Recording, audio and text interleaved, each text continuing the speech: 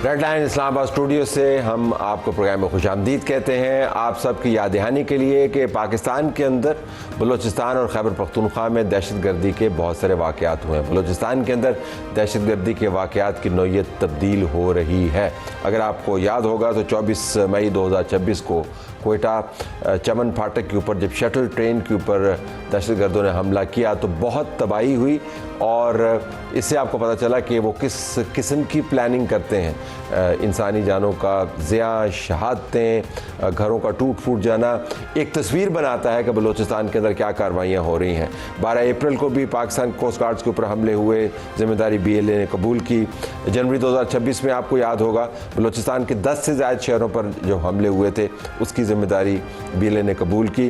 2025 में आप ही याद दहानी के लिए हम आपको बता दें कि बलूचिस्तान में डॉक्यूमेंटेड जो हमले हैं 432 के करीब दहशतगर्दी के हमले हैं।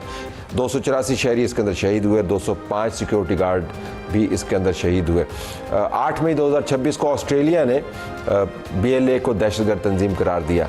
हमें जानना ये है कि दुनिया के अंदर BLA की दहशतगर्दी के बारे में क्या डिबेट चल रही है। तो हमें इस प्रोग्राम के अंदर ज्वाइन करेंगे स्कॉट कैली जो होस्ट हैं, geo political analyst, retired US army special forces officers, और उनका एक्सपीरियंस है बैटल ग्राउंड का। मैंने कुछ देर पहले उनसे बात की। हम आपको दुनिया के अंदर बलूचिस्तान में होने वाली दहशतगर्दी और उसका मरकज़ जो है BLA, उसके बारे में क्या बात हो रही है वो हम आपको एक अक्स दिखाएंगे। हम तफसील से बात करेंगे आज के प्रोग्राम में। जो वज़ीर-ए-आज़म पाकिस्तान के साथ जो chamber of commerce of industry के रिप्रेजेंटेटिव्स हैं उनकी मुलाकात हुई, बड़ी ज़बरदस्त तस्वीरें बनी। PM हाउस की तरफ से कुछ बयानात भी जारी हुए, चंद एक TV चैनल ने उसको चलाया भी, जिससे लगता यूँ है कि जैसे बिज़नेस कम्युनिटी और हुकूमत वक्त के दरमियान ऐन बजट बनाने के मौके पर मामला तय पा गए हैं। इस बहस को हम आगे लेके चलेंगे। बिज़नेस कम्युनिटी अमूमन हुकूमत से नाराज़ रहती है और आज तो चूँकि हुकूमत की तरफ से दोबारा से 8 बजे दुकानें बंद करने का बाकायदा एक डायरेक्टिव जारी कर दिया गया है, तो जो कारोबारी तबका है इससे भी नाला होगा। लेकिन जो इमेज हुकूमत बता रही है वो ये बता रही है जी कि हमारे मामला ठीक है। तो सरदार ताहिर महमूद साहब, सदर Islamabad chamber of commerce and industry हमें ज्वाइन कर रहे हैं, और लाहौर से chamber of commerce and industry को रिप्रेजेंट कर रहे हैं फ़हीम रहमान सहगल साहब। कुछ देर में हमें Karachi chamber of commerce and industry के नुमाइंदे रेहान हनीफ साहब भी ज्वाइन करेंगे। दोनों मेहमानों का शुक्रिया। नाज़रीन, बात शुरू करने से पहले हम आपको बता दें कि दूसरी बड़ी स्टोरी हमारी, एक 9 जून को बड़ा एहतजाज है। आज़ाद जम्मू कश्मीर के अंदर जो एहतजाजी कमेटी है उसने डेट दी हुई है। फैसल मुमताज़ राठौर साहब वज़ीर-ए-आज़म आज़ाद कश्मीर हमें इंटरव्यू में लाइव ज्वाइन करेंगे। वज़ीर-ए-आज़म ने एक बाकायदा कमेटी की तैनाती की हुई है, तमाम बड़ी जमातों की नुमाइंदगी उसके अंदर मौजूद है, AJK की मौजूदा हुकूमत के नुमाइंदगान भी उसके अंदर मौजूद हैं। 9 जून की स्ट्राइक को आपने कैसे अवर्ट करना है, वो जो डिमांड्स दे रहे हैं उन डिमांड्स को आपने कैसे टैकल करना है। लास्ट टाइम जब ये एहतजाज हुआ था तो आपको याद होगा कि इसके अंदर खून भी बहा था और हालात ख़राब हो गए थे। ये मामला भी आज हम टेकअप करेंगे, लेकिन शुरू हम कर लेते हैं जो वज़ीर-ए-आज़म की मुलाकात हुई chamber of commerce and industry के नुमाइंदगान से। तो सरदार साहब, आप मेरी बात सुन पा रहे हैं इस वक्त? ताहिर साहब जी ताहिर साहब, बिल्कुल आपकी आवाज़ आ रही है जी। अच्छा, एक मेरे पास जो हुकूमत वक्त की तरफ से बयान जारी हुआ उसका एक मैं हिस्सा आपको सुना देता हूँ। मुल्क भर की कारोबारी बिरादरी पाकिस्तान की मुआशी तरक्की और रोज़गार में इजाफे के लिए हुकूमत के साथ खड़ी है। वफद के अरकान की गुफ्तगू, जिससे तसव्वुर ये बनता है कि आपके मामलात हुकूमत के साथ तय हैं और कोई बड़ा मसला नहीं है। क्या ये दुरुस्त है इमेज? सबसे पहले thank you very much Tahir साहब, आपने मदऊ किया और बड़ा इम्पोर्टेंट आज हमारी मुलाकात हुई प्राइम मिनिस्टर ऑफ पाकिस्तान से, और जिसमें तमाम आलमोस्ट जो रेलेवेंट वज़रा थे वो सारे लोग भी मौजूद थे। तो हमने जो अपनी रिक्वेस्ट सी, ये एक ऑनगोइंग प्रोसेस था। हमने अपनी बजट तजावीज़ ऑलरेडी जमा करवाई थी और फिर उसके ऊपर काफ़ी फोरम्स पे बात भी हुई, और फिर फाइनली आज प्राइम मिनिस्टर ऑफ पाकिस्तान ने हमें मदऊ किया प्राइम मिनिस्टर हाउस में, और वहाँ पर भी हमने अपने जो मुतालबात हैं उनको दोहराया और एक्सपोर्ट लेड इकोनॉमी की बात हुई।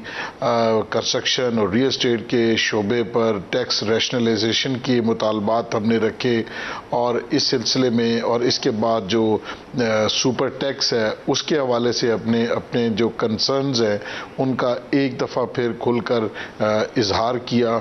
और उसके अलावा देखिए, कोई चीज़ हम हतमी नहीं कह सकते कि क्या चीज़ तय हो गई है। वहाँ तो एक कंसल्टेटिव ये सेशन था, तो हम हर उस इक़दाम की जिसकी वजह से हमारी ये जो बिज़नेस कम्युनिटी है जिसने पिछले 2-3 साल में बहुत ज़्यादा सफ़र किया है, एनर्जी की प्राइसेस हों या टैक्सेस हों, वो इस हद तक है, इनकम टैक्स और दीगर टैक्सेस के। लेकिन सरदार साहब कथा कलामी होती है।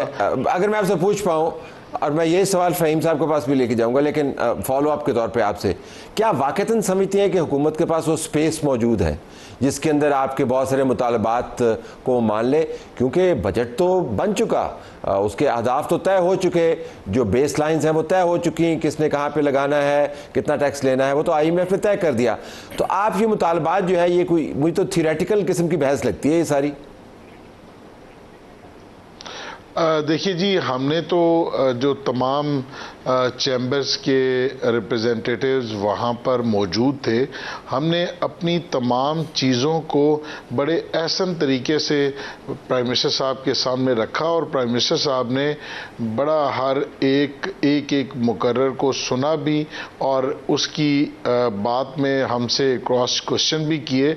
मैं समझता हूँ कि ये ज़ाहिर है, आप क्योंकि पिछले 2-3 महीने से ये बजट की प्रिपरेशन का अमल जो है वो जारी है, तो इसमें बहुत सारी चीज़ें तो हो चुकी। लास्ट मिनट कुछ ट्वीक्स जो हो सकते हैं या जो हम एक्सपेक्ट कर रहे हैं वही हमने उनके सामने रखे। और अब जो हतमी बात तो उसी वक्त ही होगी जब जिस वक्त ये बजट आएगा। तो चलो ठीक है, वो फिर आप ज़रा बैठ के देखेंगे और हम आपको देखेंगे कि आप बजट को देख रहे हैं, फिर चेंबर्स की तस्वीरें चलेंगी, उसके बाद बहस होगी। फ़हीम साहब, तो आप ट्वीकिंग करवाने के लिए गए थे वहाँ पे मामलात को, आप तो क्या अपने बड़े मुतालबात लेके गए थे, और वाक़तन क्या आप समझते हैं कि स्पेस हुकूमत के पास मौजूद है कि वो चंद एक चीज़ों पर इम्प्लीमेंटेशन करे जिसका तज़किरा पहले हो चुका है? बिस्मिल्लाहिर्रहमानिर्रहीम। थैंक यू तलत साहब। सबसे पहली बात तो ये है कि ये जो मुलाकात थी, एक जो पिछले चंद हफ्तों से एक एक्सरसाइज चल रही थी, ये जो बिज़नेस कम्युनिटी से जो मुख्तलिफ वज़रा कर रहे थे, SIFC में भी हम लोग गए, पार्लियामेंट में भी गए, और कॉमर्स के सारे मिनिस्टर से हमारी मुलाकात हुई, कॉमर्स सेक्रेटरी कॉमर्स से हुई, और जो हमारे पॉलिसी वाले लोग हैं उनके साथ भी हमारी अच्छी खासी डेलिब्रेशन हुई थी। उस मुलाकात का आउटकम क्या है? के लास्ट एपिसोड आउटकम क्या है? हमें आउटकम बताइएगा, हमें आउटकम बताइए। आपको पहले देखें, मैं बताऊं तलत साहब, जब तक हम अपना किसी भी कोई जब आप डायग्नोज कर लेंगे ना किसी इशू को, तो उसका ट्रीटमेंट बड़ा आसान होता है। मैं समझता हूं कि जब तक हम IMF के प्रोग्राम में हैं तो हम ये बजट बिजनेस फ्रेंडली या जिसे कहते हैं अवाम फ्रेंडली अवाम दोस्त बजट या बिजनेस फ्रेंडली बजट नहीं बन सकेगा। जो ग्राउंड रियलिटी ये है कि देखें, कॉमर्स एक ऐसा सब्जेक्ट है जिसमें हम चीज़ों को मैनिपुलेट नहीं कर सकते। 1+3 4 होगा, 2+2 4 होगा। आप किसी तरह के इसको किसी तरीके से इस फिगर को झुटला नहीं सकते। 3+2 4 नहीं हो सकता। तो मैं ये समझता हूँ कि इस वक्त जो सिचुएशन है, जब तक हम IMF की बेसाखियों से आज़ाद नहीं होंगे, जब तक हम अपनी मुल्क की मईशत को, अपने जो हमारे एग्जिस्टिंग रिसोर्सेज हैं पाकिस्तान में, उन को बुनियाद बनाकर अपनी मईशत को नहीं खड़ा करेंगे, हम अपनी मर्ज़ी के बजट नहीं बना सकते। लेकिन समहाउ गवर्नमेंट इसमें इन्होंने, जिस तरह हमने एक पूरी एक्सरसाइज की है, उनकी सीरियसनेस नज़र आई है। प्राइम मिनिस्टर साहब ने भी बड़े अच्छे तरीके से हमें सुना, एक एक बात का जवाब दिया, बहुत सारी चीज़ें हमने रखी हैं। देखें, हमारे मुल्क का इशू क्या है। हमारा मुल्क वो है जो काफ़ी, मैं इशू पे आता हूँ ज़रा, मैं इशू पे आता हूँ, लेकिन आपने जो बात की ना IMF के हवाले से, वो मैं ज़रा रेहान साहब के सामने लेके जाऊँगा। रेहान साहब कराची चैम्बर को रिप्रेजेंट कर रहे हैं, आपको आवाज़ आ रही है मेरी? जी जी तलत साहब, आ रही है आवाज़। निकल जाए क्या IMF के प्रोग्राम से? नहीं देखिए तरस साहब, IMF के प्रोग्राम से हम नहीं निकल सकते। 2027 में अगले साल ये प्रोग्राम का तो यकीनी तौर पर इस वक्त जो हालात है हुकूमत जो है नए प्रोग्राम में जाएगी, तो IMF के प्रोग्राम से तो नहीं निकल सकते। लेकिन अगर मैं थोड़ा सा आप मुझे अगर मौका दें, मैं आज की मीटिंग के बारे में बताऊँ। देखिए आज की मीटिंग बड़ी सैर हासिल हुई है। मिनिस्टर साहब ने तमाम गुफ्तगू सुनी है। हुकूमत के पास कोई फिस्कल स्पेस ऐसी है नहीं, ऐसे ख़जाने हैं नहीं कि वो हमें कोई रिलीफ दे सके। तो मैंने उनको वो जगहें बताई हैं जहां अरबों रुपए की लीकेज हो रही है, अरबों रुपए हमारे ज़ाया हो रहे हैं, वो रोक कर उस पैसे से हमें रिलीफ दिया जा सकता है। और दूसरा, जो गुजारिशात 3-4 महीने की थी, उन 2 गुजारिशात पे तो फौरी तौर पर वज़ीर आज़म साहब ने ऑर्डर इशू कर दिए वहीं बैठे बैठे। तो 2 जो चीज़ें मैंने उनको बताई हैं जहां हुकूमत नुकसान कर रही है, एक फाटा पाटा का कानून जो लाया है, जो रिलीफ दिया गया है वो फाटा के लिए दिया गया है, लेकिन उसका बड़ा मैसिव मिसयूज़ हो रहा है। माल फाटा के नाम पे आता है, बिकता पूरे पाकिस्तान में है। इससे अरबों रुपए, सैकड़ों अरब रुपए का नुकसान हो रहा है। सिर्फ ऑयल और घी में 130 अरब रुपए सालाना का नुकसान हो रहा है। मैं आपको फिंगर टिप्स पे मेरे पास हिसाब है, मैं दे सकता हूँ। इसी तरह चाय है, इसी तरह आयरन स्टील और बेशुमार चीज़ें हैं। तो मैंने उनको कहा फाटा पाटा का जो आपने ये रिलीफ दिया है फाटा के भाइयों के लिए, जो उनका हक भी था, लेकिन उसका इतना बड़ा मिसयूज़ हो रहा है कि हुकूमत को सैकड़ों अरब रुपए सालाना नुकसान उठाना पड़ रहा है। दूसरा, मैंने उनको लीकेज बताई कि जो रॉ मटेरियल की इंपोर्ट होती है उसमें इंडस्ट्रियल यूज़ के लिए और कमर्शियल यूज़ के लिए फ़र्क है। अब तो मंगाया जाता है इंडस्ट्रियल यूज़ के लिए और बेच दिया जाता है कमर्शियल में। अब आप किसी भी रॉ मटेरियल की इंपोर्ट देखेंगे 90% इंपोर्ट इंडस्ट्रियल में हो रही है, जबकि वो इंडस्ट्रियल में यूज़ नहीं हो रही, वो कमर्शियल बाजार में बिक रही है। रेहान साहब, कदा कलामी, आपकी तजावीज़ की अहमियत मुँह नहीं फेरा, लेकिन गुजारिश ये, क्या आप वाक़तन ये समझते हैं कि हुकूमत को इन मामलात का इल्म नहीं है और उनको आज की मीटिंग में आपकी निशानदेही की ज़रूरत थी? ये इतनी बड़ी जो ब्यूरोक्रेसी बैठी हुई है, इतना बड़ा जो आपने निज़ाम बनाया हुआ है, डू यू रियली बिलीव कि उनको इल्म नहीं है कि लीकेज कहाँ से हो रही है, हैमरेज कहाँ से हो रही है? जी तलत साहब, आज जितनी हम लोगों ने बातें की, वज़ीर आज़म साहब ने बड़े गौर से एक बात पूरी नोट की। वो तो हर बात को गौर से सुनते हैं। मुझे लेट मी कंप्लीट जी। लेकिन मुझे जो उनकी बॉडी लैंग्वेज से और उनके जवाबात से जो मुझे आइडिया हुआ, इंप्रेशन आया, वो ये हुआ कि प्राइम मिनिस्टर साहब बड़े, उनका होमवर्क ज़बरदस्त था और उनको हर वो चीज़ का पहले से पता था जो हम बता रहे थे। तो वो खुद भी कारोबारी हैं, लाहौर चैम्बर के, तो कर क्यों नहीं रह चुके? अगर उनको पता, कर क्यों नहीं रहे? देखें, बहुत सारी शायद उनके पास मजबूरियां हो जो नहीं कर रहे हैं, और हमने यही बताने की कोशिश की है। 2 चीज़ें जो मैंने आपको बताई हैं, यही कर लें तो अच्छे खासे पैसे इनके निकल आएंगे। अच्छा, सरदार साहब को लेके आते थे, IMF से नहीं निकलते पैसे, लेकिन हमने निकालने। सरदार साहब, आप सब लोग खुशकिस्मत हैं, मैं ये कहने दीजिए कि वज़ीर आज़म साहब आपको बुलवाते हैं और आपकी बात सुनते हैं। इस मुल्क का सबसे बड़ा जो टैक्स पेइंग सेगमेंट है सोसाइटी का, जो सैलरीड क्लास है, उसके किसी नुमाइंदे को इतनी इज्जत नहीं देते, वो बुलाते नहीं है। लेकिन अच्छी बात है आपको बुलाते हैं। आपके ख्याल में ये एक going through the motion exercise होगी अगले साल तक, जब तक IMF के मामला तय नहीं होते, या वाक़तन आपकी इनपुट फाइनेंस मिनिस्ट्री, FBR के ऊपर असरअंदाज होगी? मैं ज़रा एक कैंडिड असेसमेंट सरदार साहब आपकी चाह रहा हूँ। देखिए जी, मैं समझता हूँ कि लास्ट ईयर बजट से में भी हमने प्राइम मिनिस्टर साहब ने हमने उनको तजावीज़ दी थी, तो उसके सिलसिले में फेडरल एक्साइज ड्यूटी PM साहब ने ख़त्म की थी। आपको पता है, जो इमूवेबल प्रॉपर्टी के ऊपर फेडरल एक्साइज ड्यूटी थी 3% तक, वो ख़त्म की थी। फिर स्टैम्प ड्यूटी थी, वो 1% पे इस्लामाबाद में 4% थी, उसको 1% तक लेके आए। फिर CDA ने फीसेस बढ़ा दी थी, उनको कम करके 1% तक लेके आए। इसी तरह आज भी हमने उनसे ये रिक्वेस्ट की कि कुछ ऐसी चीज़ें जो IMF के दायरा कार की नहीं है, जो एडमिनिस्ट्रेटिव मैयत हैं, जिसकी वजह से हमारी मईशत और इस्लामाबाद में कंस्ट्रक्शन का पहिया जो है वो चल सकता है, जिससे अलाइड इंडस्ट्रीज़ भी चलेंगी। जैसे कुछ चार्जेस हैं, जब हम बड़ी बिल्डिंग्स बनाते हैं तो उसमें एडिशनल FAR के चार्जेस हैं, 950 रुपये से बढ़ा के CDA ने वो 23,500 रुपये पर स्क्वायर फिट कर दिए। इसी तरह दीगर फीसेस थी, उनमें भी होशरुबा हद तक इजाफा किया। ट्रांसफ़र फी 250 रुपये से बढ़ा के 3% ऑफ FBR वैल्यू कर दी थी। तो इसके ऊपर प्राइम मिनिस्टर साहब का मैं शुक्रिया अदा करता हूं कि आज ही उन्होंने चेयरमैन साहब को, जो चेयरमैन CD हैं, उनको हदायत दी हैं और कल हमारी इंशाल्लाह उस सिलसिले में 1 बजे चेयरमैन CDA के साथ इस हवाले से मीटिंग है। पहले तो असर होता है, आप ये हमारे असर होता है, मिनिस्टर साहब ने असर होता है, आप ये फरमा रहे हैं। जी बिल्कुल होता है। प्राइम मिनिस्टर साहब ने ऑर्डर जारी किया, आज मीटिंग भी आपने जिक्र किया। बिल्कुल सहगल साहब, if I could ask you this upfront, Sehgal साहब, if I could ask you upfront, ये जो हमारी बिजनेस कम्युनिटी हर वक्त कंसेशंस क्यों मांगती रहती? कंपैरेटिव एनवायरनमेंट है, देखिए आप उसके अंदर कम्पीट करें। देखिए मैं आपको हर हुकूमत से आप कंसेशन ही मांगते रहते हैं। मीटिंग में हमने आज की मीटिंग में जो बात की है वो कंसेशन को ख़त्म करने की बात की है। हमने कहा है जो कंसेशनरी SROs हैं 595 या गालबन एक SRO है, उसको भी ख़त्म करें। और ये जो अभी हमारे कराची चैम्बर के प्रेसिडेंट कह रहे थे कि जो इंडस्ट्री को कंसेशन मिली हुई है, एक इतनी बड़ी डिस्पैरिटी, उसको ख़त्म करें।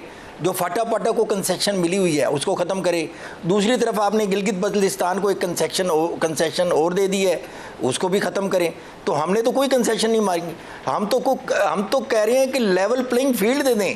हमें तो दुनिया का जो इस वक्त हमारे रीजनल कंट्रीज़ में जो हमारा कॉस्ट ऑफ डूइंग बिजनेस है, हमें वो दे दें। हम तो कोई कंसेशन नहीं मांग रहे। हम तो कह रहे हैं कि अगर हमने अपनी एक्सपोर्ट बढ़ानी है तो जिनके साथ हमारा मुकाबला है उनके बराबर कर दें।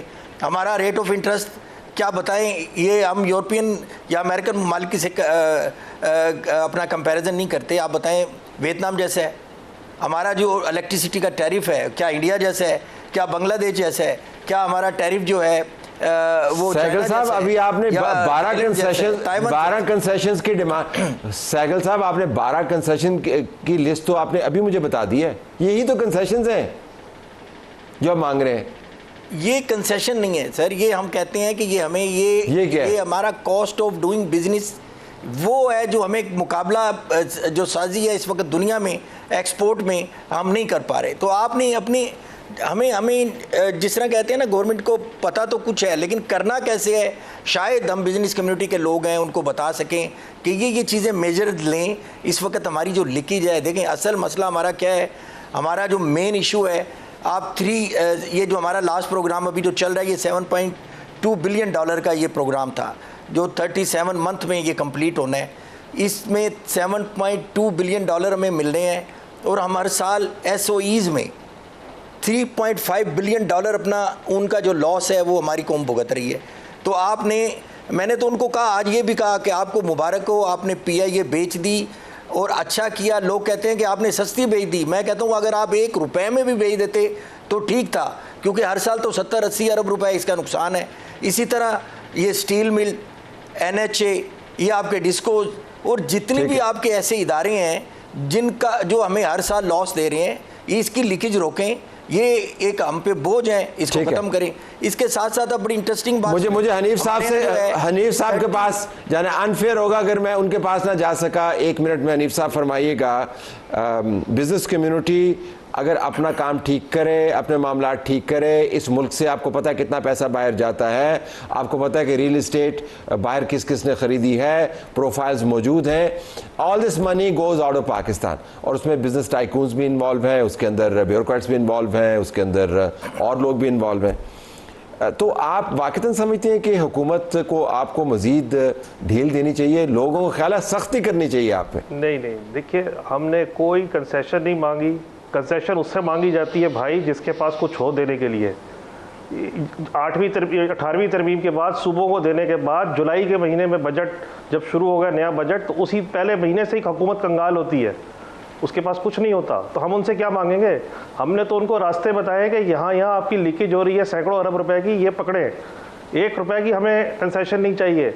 हमने उनको कहा है कि 2200 रुपये आपकी गैस की कॉस्ट है, 2200 रुपये में BTU, आप 4000 रुपये की दे रहे हैं एक्सपोर्ट इंडस्ट्री को। दूसरी जानिब आप क्रॉस सब्सिडी दे रहे हैं, आप वो बंद करें। आप इलेक्ट्रिसिटी की प्राइस और गैस की प्राइस जो कॉस्ट है उस पे दें, गैस पे मत कमाएं, उस इंडस्ट्री को दें। इंडस्ट्री की जो प्रोडक्ट आएगी एक्सपोर्ट होगी उस पर उससे टैक्स मिलेगा, उससे कमाएं, गैस पे मत कमाएं। हमने कोई कंसेशन नहीं मांगी, इनके पास है ही नहीं कुछ देने के लिए, तो हम मांगेंगे क्या? Okay, I have to leave it there. आप तीनों का बहुत शुक्रिया, आपसे दोबारा मुलाकात होगी क्योंकि बजट का सीज़न है, हम बार बार देंगे और आपके जो ख्यालात हैं उनसे मुस्तफ़ीद होंगे। Thank you very much for joining the show.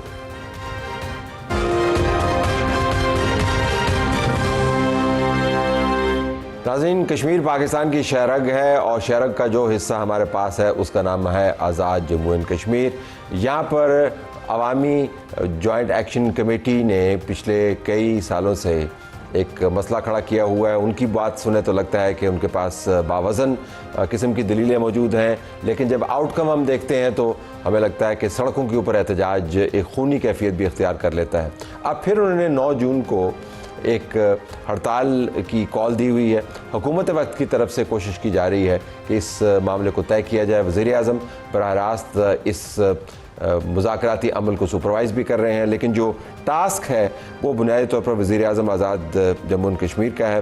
Faisal Mumtaz Rathore साहब जिन्होंने हमें ज्वाइन किया। फैसल साहब बहुत शुक्रिया, आपने हमें ज्वाइन किया। प्रोग्राम शुरू होने से पहले आपने खुद ही याद दहानी करवाई कि आखिरी मरतबा जब ये हंगामा चल रहा था तो किसी और की हुकूमत थी, तो बर्डन उन पर था, आपने कुछ तजावीज़ दी थी। अब आपके पास ये कुर्सी मौजूद है और दोबारा से 9 जून की कॉल है, क्या मुख्तलिफ होगा इस मरतबा? देखिए, सबसे पहले तो ये था कि जब पिछली दफ़ा एक्शन कमेटी की तरफ से कॉल दी गई थी तो उस वक़्त उनके पास जी प्राइम साहब मुतालबात की आवाज़ आ रही है आपको? थी। जी आवाज़ जी मुझे आ रही है जी आवाज़। मैंने कहा सर, जब पिछली बार उनकी तरफ से कॉल दी गई थी तो उस वक़्त उनके कुछ ऐसे मुतालबात थे जिसकी बुनियाद पर उन्होंने ये फ़ैसला किया, लेकिन उसके बाद जो उनसे मुआहदा हुआ, हमने ये कोशिश की कि हुकूमत में आने के बाद जितने भी मामलात थे हमने उसको करने में एक लम्हा भी ताख़ीर नहीं की और अल्लाह ने किया कि काफ़ी हद तक वो मामलात हल भी हुए और उनके साथ एक राब्ता भी रहा।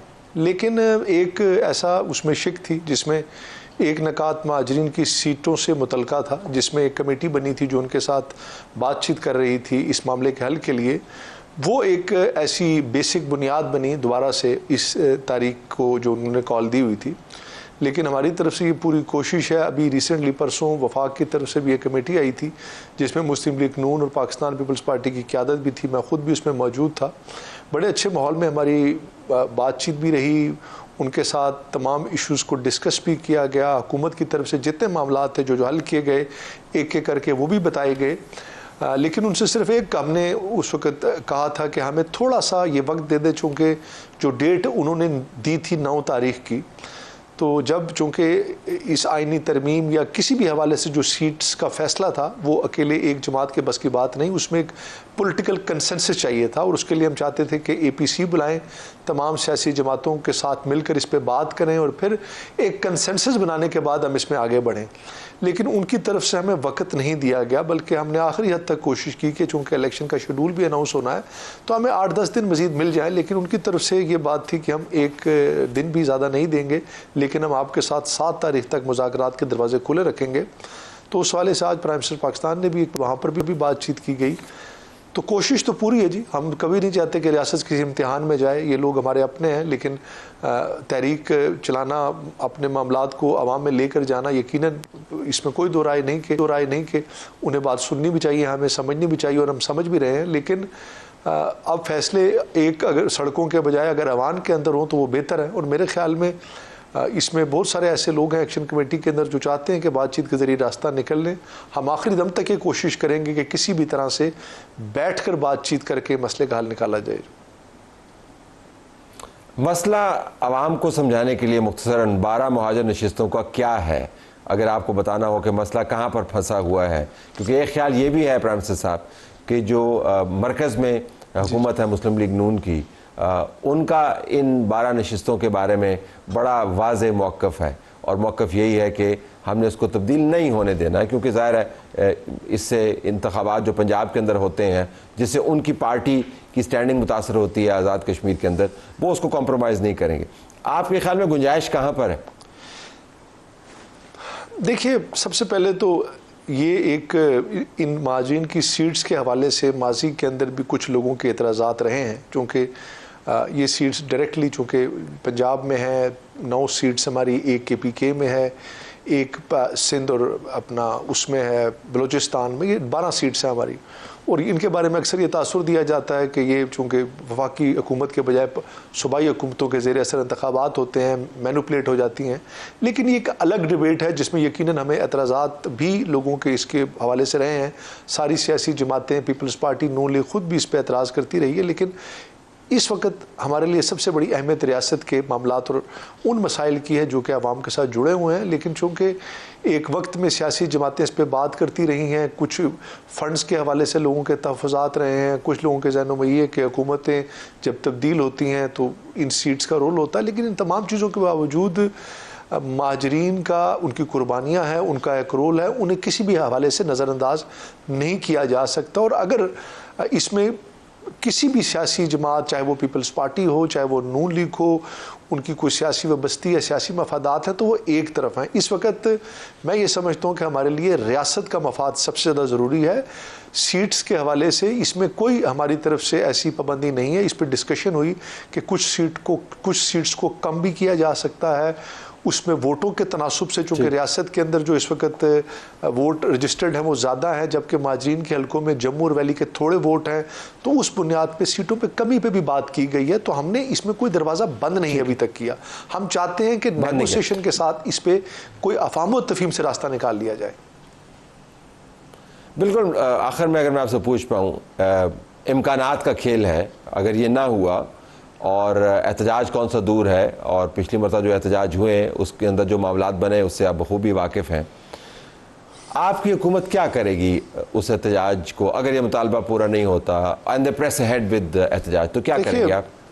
हम तो कोशिश सबसे पहले तो आखिरी हद तक ये करेंगे कि वो लोग सड़कों पे ना आए और ऐसा मामला ना बने। मगर अगर खुदा ना खास्ता ऐसा मौका आ गया तो कोशिश करेंगे कि पुरअमन रहे और कम से कम हम ताकत की बुनियाद पे, फोर्स की बुनियाद पे उन्हें रोकने की कोशिश नहीं करेंगे। कोशिश करेंगे उन्हें ठंडा पानी पिलाएं, उनकी जो है उनका हर तरीके से जो उनकी कहते हैं तबई और उस हवाले से वहाँ पर उनका ख्याल रखा जाए। कम से कम रियासत के अंदर किसी भी ऐसी सिचुएशन के हम मुतम्मिल नहीं हो सकते कि हम ताकत का इस्तेमाल करके उन्हें रोकें। लेकिन ये चीज़ मैं समझता हूँ रियासत के लिए बेहतर नहीं, चूँकि दूसरी तरफ हिंदुस्तान जो हमारा दुश्मन है वो इस चीज़ से बेपनाह फ़ायदा उठाता है और वो किसी भी अवामी हकूक़ की तहरीक को पाकिस्तान के साथ मुआवजा करते हुए उसके साथ उस मामलात को दूसरी तरफ ले जाता है। और मैं नहीं समझता कि इस मौके पे हम इस चीज़ के मुतम्मिल हो सकते हैं। फ्रांसिस साहब, बहुत शुक्रिया आपने हमें ज्वाइन किया। नाज़रीन, एक तरफ आज़ाद जम्मू कश्मीर के मामलात हैं, दूसरी तरफ पाकिस्तान के मामलात भी हैं। ब्रेक के बाद जब आएंगे तो हम आपके सामने बैनुल-अक़वामी पर्सपेक्टिव रख रहे होंगे कि दुनिया बलूचिस्तान के अंदर होने वाली दहशतगर्दी और जो जिम्मेदारियाँ कबूल करते हैं तमाम दहशतगर्दियों के वाक़यात में से मेजॉरिटी की BLA, उनके बारे में क्या रवैया रखती है। Stay tuned.